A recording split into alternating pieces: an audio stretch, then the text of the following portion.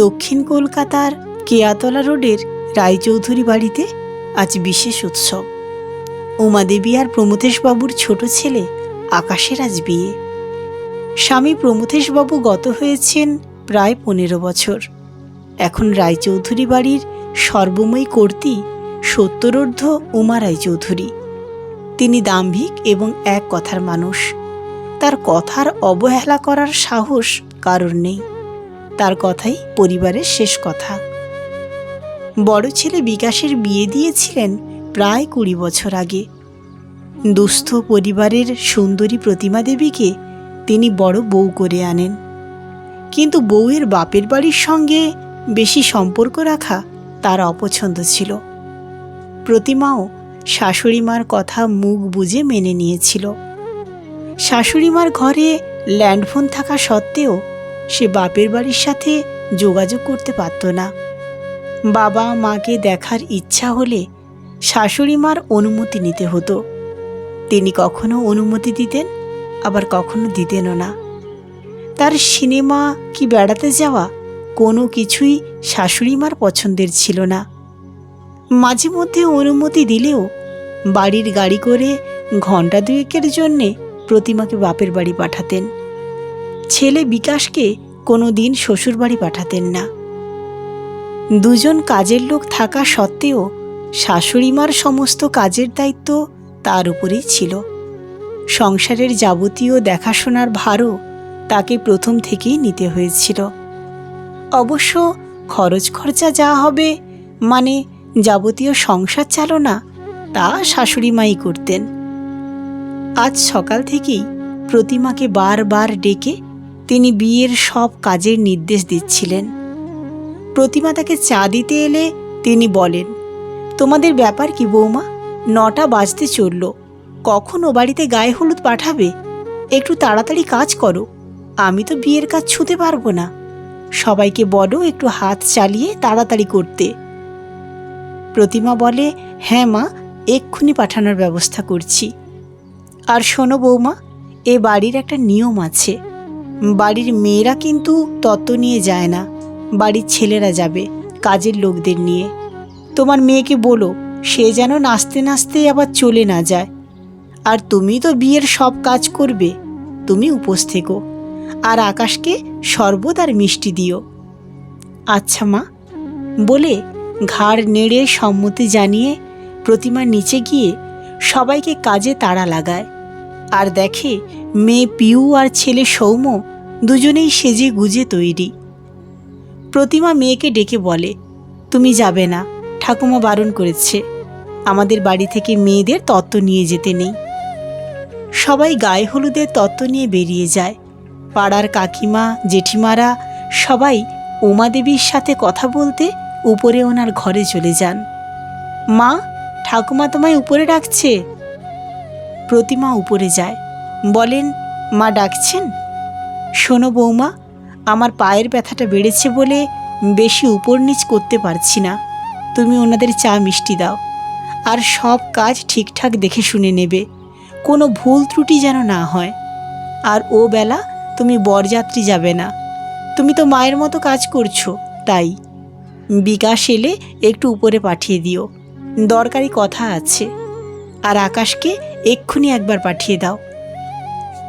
বিকেলবেলা আকাশ বিয়েতে বেরোনোর আগে বরের সাজে উমাদেবীকে প্রণাম করতে এলে পাড়ার এক কাকিমা বলে ওঠেন, আকাশ বল, মা তোমার জন্যে দাসী আনতে যাচ্ছি।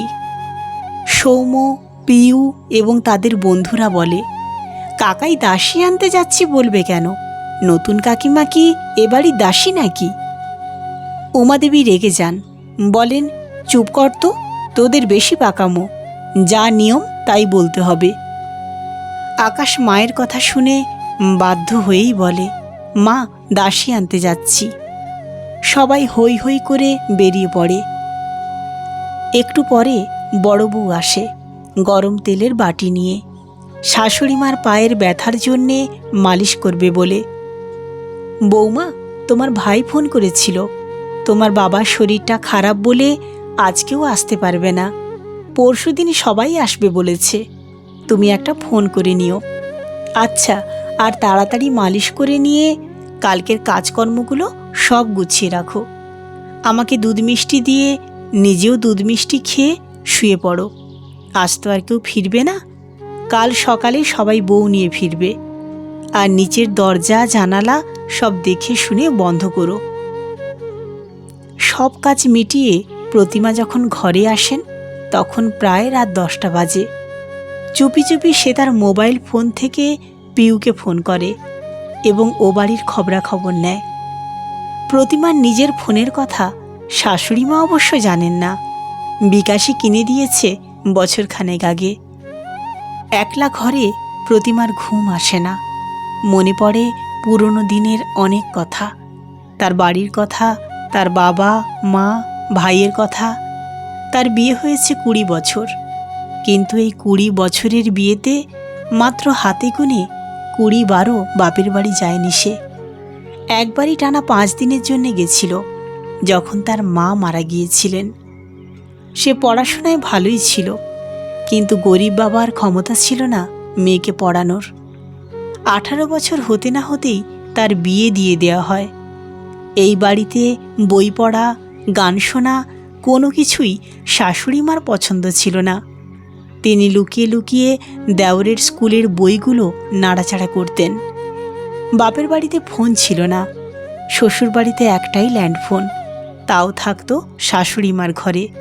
সুতরাং ইচ্ছা করলেই যোগাযোগের সুযোগ ছিল না। কাজের লোকরা সব থাকা সত্ত্বেও শাশুড়িমা তাকে দিয়েই অনেক কাজ করাতেন। 2 বছরের মাথাতে সে যখন সন্তান সম্ভবা হলো, তখন শাশুড়িমা বলতেন, বেশি করে কাজ করো, না হলে বাচ্চা হওয়ার সময় কষ্ট হবে। তার এখনো মনে পড়ে, সাধের দিনেও তার কাজ থেকে রেহাই মেলেনি। কষ্ট নিয়ে, চোখে জল নিয়েই সে সাধের খাবার খেয়েছিল। প্রথম থেকেই বলতেন, ঠাকুরকে ডাকো যেন ছেলে হয়। সে অবশ্য চেয়েছিল তার যেন একটা ফুটফুটে মেয়েই হয়। ভগবান অবশ্য প্রতিমার সেই আশা পূর্ণ করেছিলেন। তার প্রথম সন্তান মেয়েই হয়েছিল। প্রথম সন্তান মেয়ে হওয়াতে অবশ্য শাশুড়িমা, এমনকি তার স্বামীও তাকে হাসপাতালে দেখতে যাননি। স্বামী বিকাশ অবশ্য এখন তার মেয়েকে খুবই ভালোবাসেন, স্নেহ করেন, কিন্তু শাশুড়িমার এখনও তার নাতনিকে খুব একটা পছন্দ করেন না। মেয়ে পিউয়ের জন্মের 2 বছর পর ছেলে সৌম্য হয়। সৌম্য ঠাকুমার আদরের নাতি, তাকে তিনি এখনও সবসময় আগলে আগলে রাখেন। সৌম্য ঠাকুমার আদরে একটু জেদি প্রকৃতির। পিউ খুবই নম্র স্বভাবের, লেখাপড়া আচার ব্যবহারে সবার চোখের মণি। তাকে ছাড়া প্রতিমা বিকাশবাবুর একদমই চলে না। সবার সব প্রয়োজনে পিউ পাশে থাকে। অবশ্য প্রতিমা লক্ষ্য করেছেন, শাশুড়িমাও মাঝে মাঝে পিউয়ের সাহায্য নেয়, হয়তো তাকে একটু একটু এখন ভালোবাসেন। এইসব ভাবতে ভাবতে রাত শেষ হয়ে ভোর হয়ে যায়। তাড়াতাড়ি করে নিচে নেমে এসে প্রতিমা সংসারের সব বাসি কাজ সেরে স্নান করে তৈরি হয়ে নেয়। প্রায় 10টা নাগাদ আকাশ এবং নতুন বউ রনিতাকে নিয়ে সবাই বাড়ি ফেরেন। বউ বরণ করে প্রতিমা নতুন বউকে ঘরে আনে। আকাশ ও রনিতা উমাদেবীকে প্রণাম করলে তিনি আশীর্বাদ করেন এবং বলেন তার স্বামীর ছবির সামনে গিয়ে প্রণাম করতে। রনিতাকে ডেকে বলেন, শোনো ছোট বৌমা, এ বাড়িতে আজকে প্রথম পা দিলে, এ বাড়ির নিয়ম মতো সারা জীবন চলবে। মাথা নিচু করে ঘাড় নাড়ে রনিতা। প্রায় 1 মাস হতে চলল রনিতা এ বাড়িতে এসেছে। সে প্রতিমার সাথে হাতে হাতে কিছু কাজ করে, শাশুড়িমার সেবা যত্নও করে। বড় বউ দেখে রনিতা কিন্তু অনেক ছাড়পত্র পেয়েছে। ওরা সিনেমাও যায়, মাঝে মাঝে বেড়াতেও যায়, বাপের বাড়িও যায়। এখন তো হাতে ফোনও আছে। বাপের বাড়ির সাথে যখন তখন যোগাযোগের সুবিধাও পায়। শাশুড়িমা দেখেও কিছু বলেন না। তার মনে পড়ে যায়, মা যখন মৃত্যুশয্যায়, তখন বাবা ফোন করে শাশুড়িমার কাছে অনুরোধ করেছিলেন মেয়েকে পাঠানোর জন্যে। নিঃশব্দে চোখের জল ফেলে প্রতিমা। এইভাবে প্রায় 3 মাস কেটে যায়। আকাশকে অফিসের কাজে দিল্লি যেতে হয় 2 সপ্তাহের জন্যে। ফেরার দিন সকালবেলা শাশুড়ি মার চিৎকারে সবাই উপরে উঠে আসে। দেখে ঘরে টিভি চলছে আর শাশুড়ি মা হাউ হাউ করে কাঁদছেন। প্রতিমা বলে, কি হলো মা, এরকম করে কাঁদছেন কেন? রনিতা তাড়াতাড়ি টিভিটা বন্ধ করতে যায়। টিভির দিকে তাকিয়ে সেও চিৎকার করে ওঠে। সবার চোখ তখন টিভির দিকে যায়। দেখে যে ট্রেনে আকাশের ফেরার কথা ছিল সেই ট্রেনটার ভোরবেলা অ্যাক্সিডেন্ট হয়েছে। বিকাশ বলে, আমি সৌমুকে নিয়ে এক্ষুনি বেরিয়ে যাচ্ছি। প্রতিমা বলে, তুমি পাশের বাড়ির কাকুর ছেলেকেও সঙ্গে নিয়ে যাও। ওরা ঘটনাস্থলে পৌঁছে জানায় সব শেষ। ওরা মৃতদেহ নিয়ে কালকে ফিরবে। শোকে নিস্তব্ধ হয়ে যায় রায়চৌধুরী পরিবার। পরের দিন ওরা ফেরে মৃতদেহ নিয়ে। উমাদেবী শোকে পাথর হয়ে গেছে। রনিতাও সারাদিন চুপ করে বসে আছে। বাকি সবাই প্রচণ্ড কান্নাকাটি করছে। পিউ কাঁদতে কাঁদতেই সবাইকে সামলানোর চেষ্টা করে।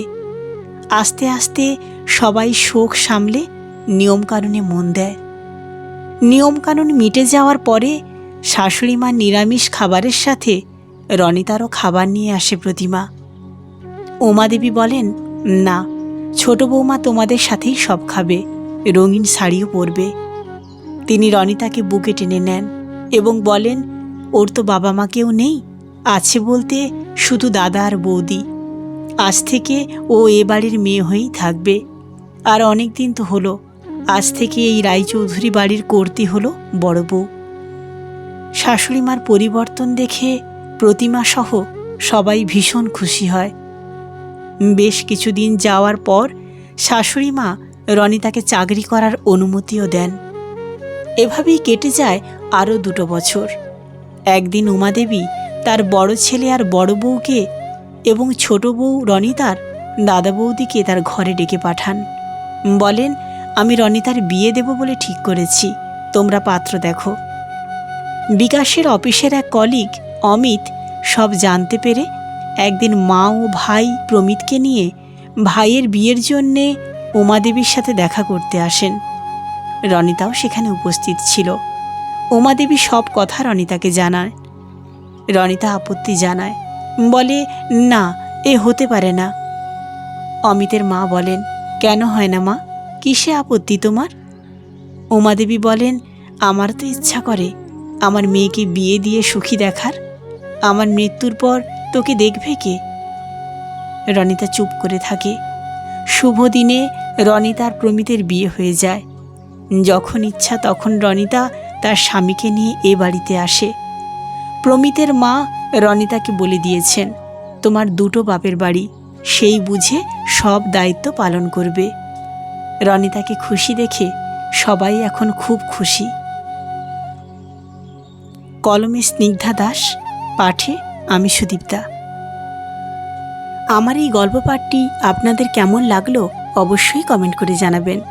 যদি ভালো লাগে ছোট্ট লাইক বাটনটি ক্লিক করে আমাকে আরও উৎসাহ দেবেন। যদি গল্প পাঠটি ভালো লেগে থাকে ফ্রেন্ড ফ্যামিলিদের সঙ্গে শেয়ার করতে ভুলবেন না। যারা এখন আমার ইউটিউব চ্যানেলে নতুন তাদের অনুরোধ করব চ্যানেলটিকে সাবস্ক্রাইব করে আমার পাশে থাকবেন এবং ফেসবুক পেজ থেকে যারা দেখছেন তারা ফলো বাটনটি ক্লিক করে আমার পাশে থাকবেন, যাতে পরবর্তী ভিডিওগুলো আপনাদের সামনে পৌঁছায়। ধন্যবাদ।